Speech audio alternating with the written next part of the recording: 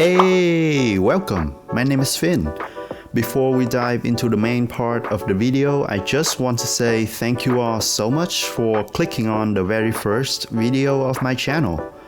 Also, just a heads up, there will be spoilers for these games here. So, You have been warned! Looking back at my childhood, some games stand out vividly in my memory, despite never having played them myself. During that time, my exposure to gaming mainly involved watching my big brother play, so what sticks with me isn't the gameplay itself, but rather the feelings that only video games have the power to evoke. Growing up in Vietnam, most of the time I wasn't allowed to touch video games because of my bad grades at school. I mean, that's a classic Asian problem, right? We're Asian, not Bayesian. Anyway, that period of my life was all about being sick of studying and being awestruck by video game moments. Even as a kid, it was crystal clear to me that gaming was something real special, magical even.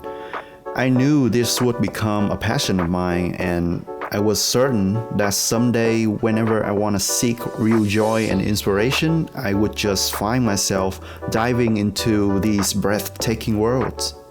Today, I'll take you on a trip down memory lane to revisit those amazing experiences, how gaming has become a crucial part of my life, and why it is so awesome to me. One of the things I cherish most about gaming is that we get to not just witness, but also interact with powerful moments.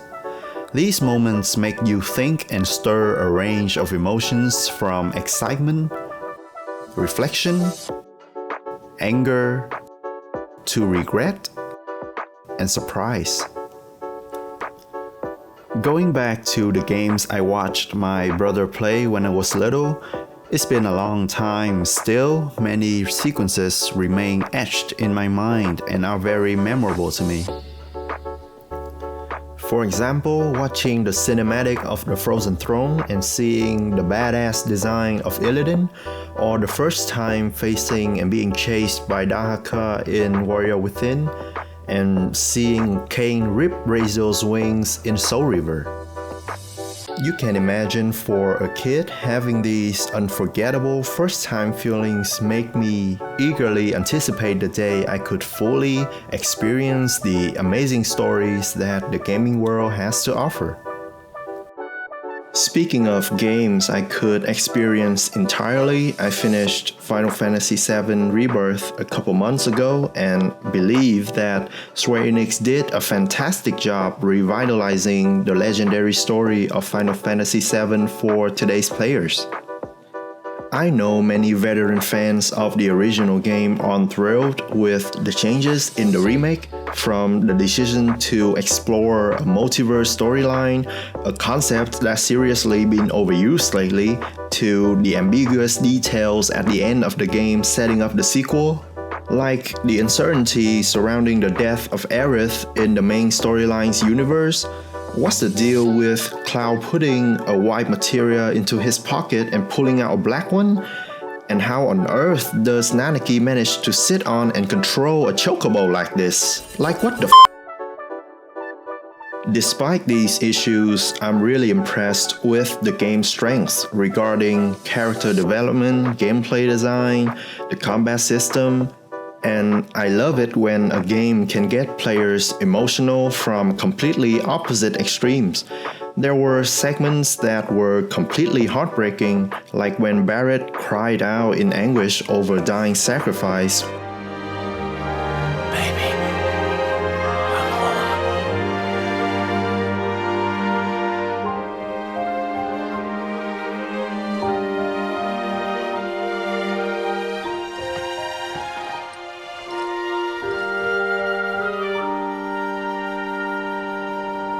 I missed you.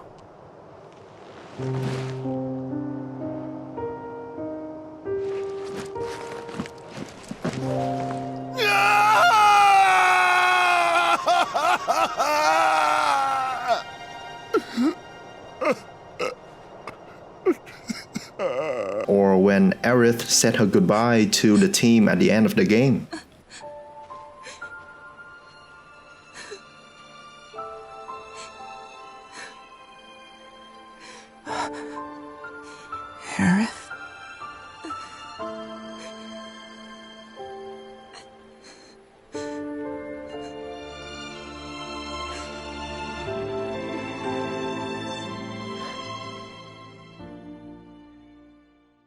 On the flip side, there were moments that had me laughing my ass off, like the entire mission of gathering the 7th Infantry soldiers, including the part where you enter the Glabrescent bar in Yunnan.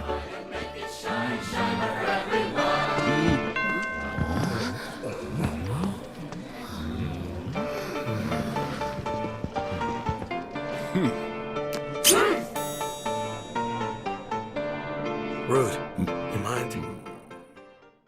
The moments I just talked about are only a tiny fraction of what the Rebirth has to offer. After experiencing all the emotions, I found myself sitting there listening to the beautiful song No Promises to Keep and could not believe that we have to wait for 4 or 5 years to reunite with these amazing characters in the final chapter of the remake series.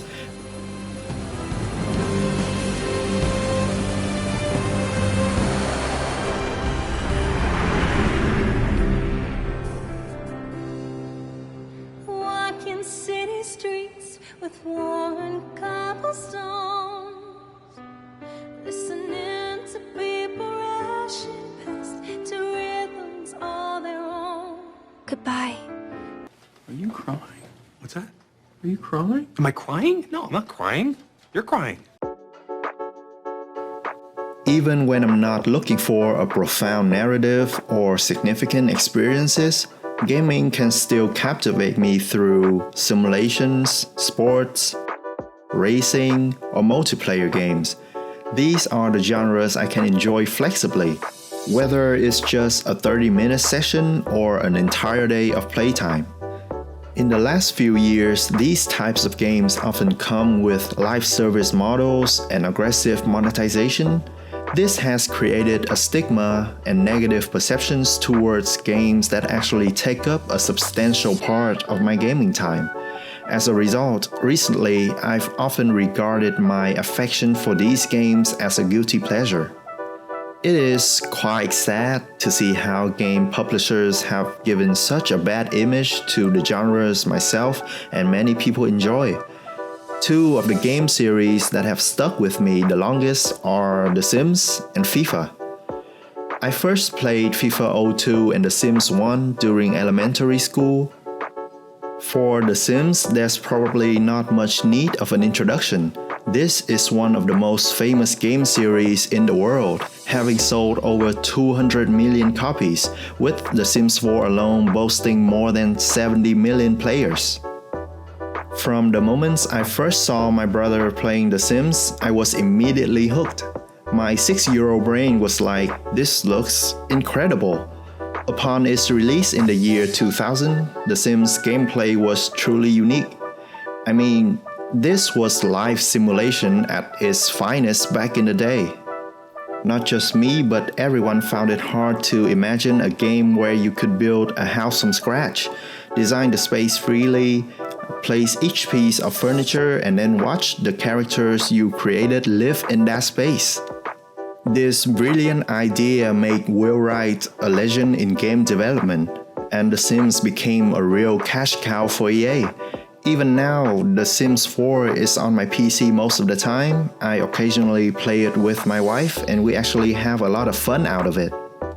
However, many would agree that The Sims 4 is relatively a disappointing entry in the series, with shallow gameplay, especially at launch, limited in-game worlds, and just lacking depth overall. EA's relentless monetization tactics have made me and the Sims community eagerly await the next installment to see what surprises Maxis might bring. Nonetheless, The Sims left an indelible mark on me with the second and third game, which I consider the peak of the series, with many graphical and gameplay improvements, a standout feature being the open world in The Sims 3, along with the Create a Style mode, which allows for unrestricted customization of colors and materials for clothing and various objects. So what about FIFA? Or should I say EAFC? Why am I so into this series that gets bashed by the community year after year? Simple. Being a football fan, a loyal supporter of Chelsea and the Premier League, I just have no other choice. Like, no offense, eFootball fans? EAFC's consistent licensing of top tournaments and clubs is crucial for me to truly enjoy and immerse myself in the modes like manager career, player career, or pro clubs. Also, I'm glad EAFC is still doing better than other sports game series like NBA 2K or Madden. Madden sucks! I mean, I'm still flabbergasted finding out 2K shuts down the server every 2 years. Now I can't even play career mode in my 2K22 anymore. So anyway, I remain hopeful that EAFC will someday return to its former glory, like the era of FIFA 10 or FIFA Street. I believe it's fair to say that gaming has played a significant role in shaping the person I am today. Numerous games have left lasting impressions, imparting lessons that resonate deeply with me. This is why I view gaming as a lifelong passion. It's not just a form of art or entertainment, but also a companion that can convey valuable insights and practical skills. God of War 2018 is undeniably one of the greatest games of all time for me. Everyone would agree that it was a brilliant soft reboot of a series once thought to be concluded. The game is a complete package with incredible combat, stunning visuals, as well as the exceptional performances and cinematography. Now its guard is up. Only fire! Only fire when I tell you to fire. I'm sorry. Do not be sorry. Be better. In both God of War 2018 and Ragnarok, beneath the epic story of Kratos and his boy in the Norse mythology setting, one relatable aspect that strikes a chord with me is the lesson on parenthood. The evolving bond between Kratos and Atreus, mirrored by the relationship between Freya and Baldur, prompted deep reflection on the crucial role of wisdom, insight, and respect in nurturing children's growth, contrasting with the tendencies of modern parents towards fear and overprotection. The game taught me that effective communication and problem solving are essential for fostering understanding and respect in our children, rather than instinctively parenting without considering their wishes. At the outset of God of War 2018, Kratos lacked these qualities. However, through his character development in both the game and Ragnarok, Kratos evolves into a better person, a father figure whom Atreus respects rather than fears. In the same way, through Freya and Baldur's story, I saw the harsh reality that parents often struggle to discern what's truly best for their children when blinded by overprotectiveness and excessive love, therefore unintentionally jeopardizing their child's growth and the family dynamic. Shit, hope what I just talked about won't end up on the M14 and This Is Deep subreddit. And those were the factors that have made gaming my true passion. They underscore why, regardless of where I go or what I do, I always make time to delve into the world of gaming, seeking joys and experiences unmatched by any other form of entertainment.